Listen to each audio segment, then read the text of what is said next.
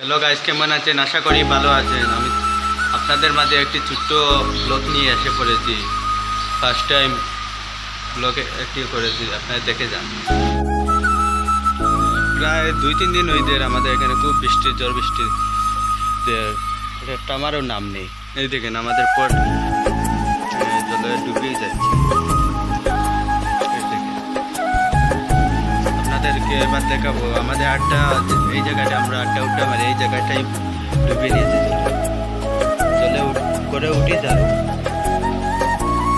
ঠিক আছে, বিকালের ভিতরে এটা ডুবে হয়েছে যাবে খুব। এই দেখেন মানুষগুলা